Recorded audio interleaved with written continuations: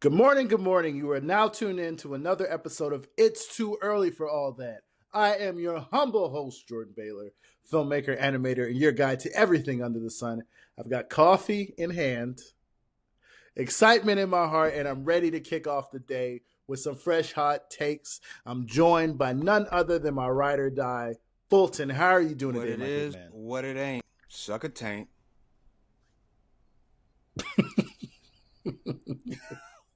I love it. I love it.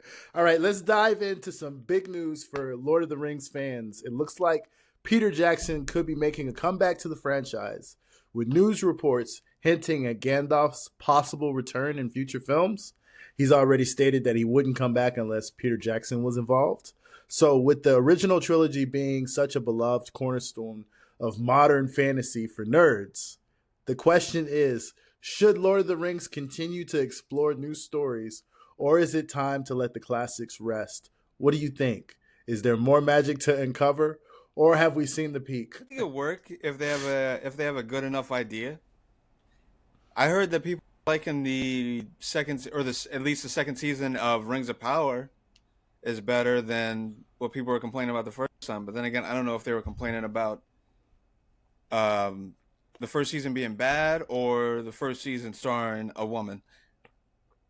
I don't know. But yeah, I feel like and who Gandalf? When you say he can come back, like the dude, is it two actors? The old I man know who from he the is. first three. The white. Yeah. Oh, okay. Ian McKellen. But aren't there two different actors that portray Gandalf? You're thinking of I Dumbledore. am. Because I haven't watched either of those fucking franchises. You're thinking of Dumbledore. Never. Trilogy, it's Star Wars for me. I've never watched that goofy shit. The closest I've gotten to anything like that was Game of Thrones. Because it's better. I think that the Hobbit films were a bit of a stretch. The films, they weren't that good. Comparing them to the first three, like, the trilogy, the content really wasn't there for the movies to really like hold, and I don't know, it felt weird. So I think with Peter Jackson, hopefully Peter Jackson comes back and does some more stories. I don't really know what other stories there are left to tell because I'm not really a J.R. Tolkien fan like that. I read The Hobbit and I read Lord of the Rings, but so Joaquin Phoenix, known for his method acting and boundary pushing roles, is speaking out after leaving his latest film. It was an untitled gay romance movie that was set to start filming in Guadalajara, Mexico. Joaquin pulled out of the film 5 days before it was slated to start shooting, costing tens of millions of dollars, and put the whole production on hold, and just basically just derailed all of the momentum the film had.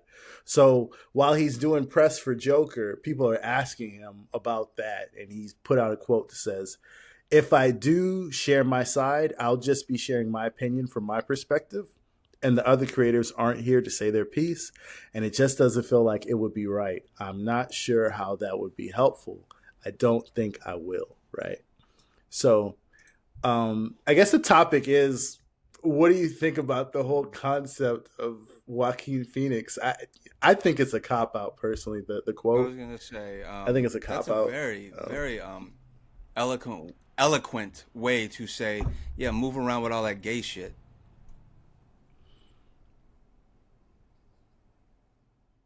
That's what you think? That's why you think he dropped out of the film, because his character was gay? I don't think you. Because he said he does, like, he says that he does Joaquin Phoenix said that he does, whenever he like starts to do a movie, that he gets like really bad nerves, and he tries to pull out of every movie that he does right before I feel like I've heard that. to start shooting. Yeah. That's just the thing he does. Yeah, so like they said that he did it with the Joker film. He probably did it with the second Joker film. They said he did it with the director that he did it with on this time, said he tried to do it on the last movie. So it's probably just some kind of anxiety thing that he goes through. And this time he went he really crashed out and pulled out of the film and kind of ruined his name for a little bit. To be honest with you, that's a really really bad notch on your name. The only time I've ever even heard about anything like this, it was like Brad Pitt he was talking about Interview with the Vampire when he was trying to shoot the film. He said, I was in New Orleans and then I realized I would be in New Orleans for like the next 9 months in the dark because I'm a vampire, so there's not going to be any sunlight. And he said, I was just like, dude, why did I even choose to do this movie? And he's like, I called my agent and I was like, yo, how much would it cost to get out of this movie? And his agent was like, there is no number. And he was like, but what if there was a number? What would the number be? And he's like, the number is the cost of your career if you do it, dude. So don't do it. And he's like, yeah, but okay, my career, but what's that number? Like, he's like, I really wanted off that movie bad. So I think when an actor wants to get off a movie, they're going to find a way if they can afford to. And I don't think it's going to affect Joaquin Phoenix in the long run because he's got Joker 2 coming out and it's going to be a smash. Yeah, So it'll be a hot. I don't think it's going to affect him. It'll tarnish his name with some people, but I think overall, people will still want to work with him. If not, studios will force whoever to work with him because his name will probably still be a draw. But I can totally relate to that because I feel like anyone probably could with social anxiety or any sort of anxiety. Because it's like I feel like anytime that I make plans like 2 weeks or like a month down the line and the day's coming up, and the same thing always happens the day of. I'm always hoping that the plans are canceled, or I think of some way to get out of it. But then the same thing always happens. I end up going, I end up having a great time, and then I feel good after it's done that I actually went out and did something. But there are those times that, if I can get out of it, or if I'm just like in a mood that day, I'm just like, fuck it, I'm not doing it. Because who knows? Like if the start day was 2 days, like even a day after he was supposed to start, he might have ended up going and just doing it anyway. He seems like he's very fickle. Like, I think that's a good word choice for that situation. Speaking of fickle, Beau DeMayo, creator of X-Men 97, is currently in a legal battle with Marvel and Disney after being dismissed from the show. His lawyer, Brian Friedman, accuses Disney of gaslighting and engaging in illegal practices, claiming that DeMayo's firing was unjust. And the controversy escalated after DeMayo's name was removed from season 2 credits, allegedly to him sharing fan art. His lawyer hints at forthcoming legal action and basically saying that Disney has been doing, subtle misconduct stuff to ruin his name, which is what this is a story that we've been following the past couple weeks, the Beau DeMayo X-Men firing. And the reason I bring it up today is because Beau DeMayo is in the news and he's hitting back at Disney and he's saying, you guys are ruining my name. And his lawyer's coming out and dropping stuff. And he said, I got receipts to clear me. And I was just like, whoa. What do you think? I mean, I think the only thing that Disney and Marvel can do now is either provide the dick pics or provide the person that the dick pics were sent to. That's the slam dunk. That's all you can fucking do at this point. Were dick pics sent or not? Wasn't that the thing? Motherfucker sent a dick pic? Or like, what is fan art? Is that a picture of his dick that he drew in with like Wolverine's claws or like the Cyclops visor or some shit? Like, what's going on? It feels like it'd be an open and shut case if he sent some dick pics. It's very he said she said, it's very he said she said, and the corporation. But did he send? Somebody could say he sent me a dick pic. Where's the pic? They got digital forensics and all that shit. And we went, get this off my phone. You got to hand over the phone. They can subpoena that shit. Hand over the phone. We'll dig through it. Oh shit, that's you. This you money? With the, One of the most diabolical this ones you? in litigation history. Is this you? Like it. You're right. You're right. Send dicks or it's not real. I mean, that's my whole thing. That's what they were saying. Well, that's Yeah. not what they were saying. The whole thing that's propagated right now, which I feel like was propagated by someone in Disney to maybe tarnish his name. I could totally see that being the truth of someone just going, "Oh yeah," like because it's so easy now with Twitter to just say whatever or like get a story going. I can say anything on Twitter. Like if I build up enough of an audience or following on Twitter, I could just go out and say fucking anything, and no one be. I could say some weird, like some wild shit about Ryan Reynolds.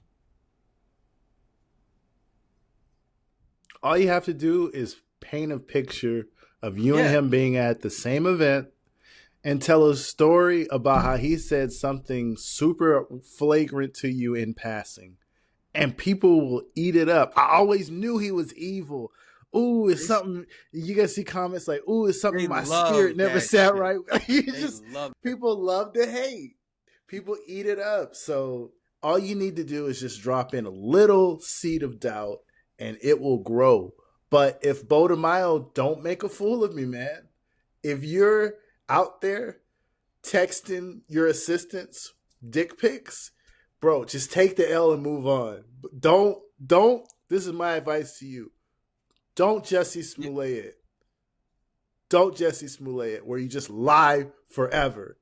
Take the L, atone for your sins, find help, like for real. You do not need to be texting photos of your dick to your writers. It does not help anybody think of mutant powers.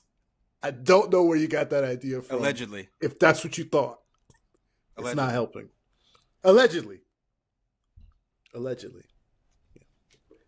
So, on to happier things. I don't know if you had a chance to see, but on Club Shay, Shannon Sharp's podcast, he had Marlon Wayans on today's episode or yesterday's episode, and it was really good, man. It's just such a great interview. Just 2 hours, and Marlon is honestly just, he's giving flowers to Shannon.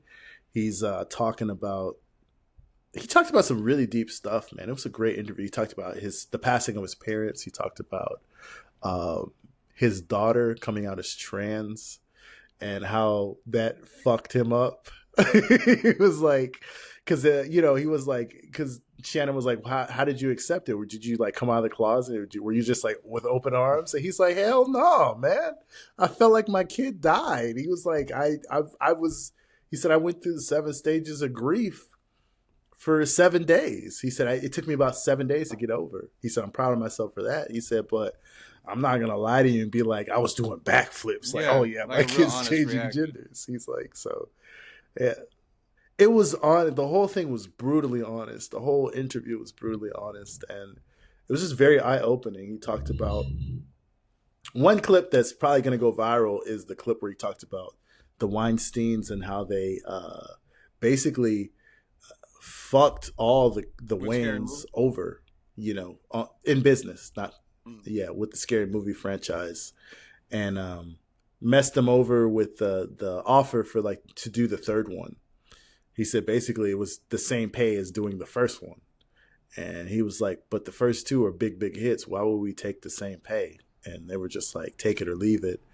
And they stole the idea for the third one from the pitch that Keenan went in and pitched. But the movie's like not that good. No, yeah. It's got moments, but it's not that good. And so he's talking about, basically, he said that they should have gone after the Weinsteins, but he said, look at them now, man. He was like, they tried so hard to get rid of us and tell us we're worth nothing. He said, but look at them. He said, one is in prison and trying to get out, and the other one is kicked out of the whole industry, and their whole names are ruined. And the production company, they don't own it any longer.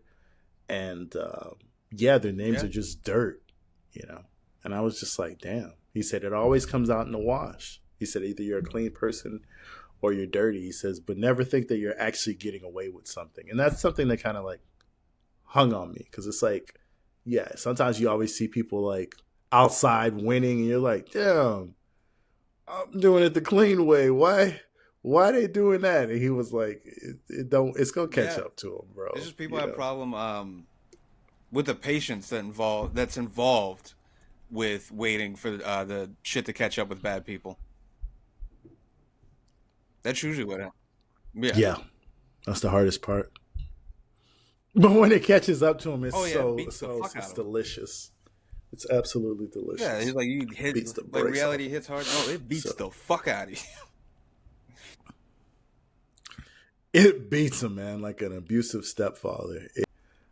So this has been another episode of It's Too Early for All That. We will talk to you guys tomorrow. I won't.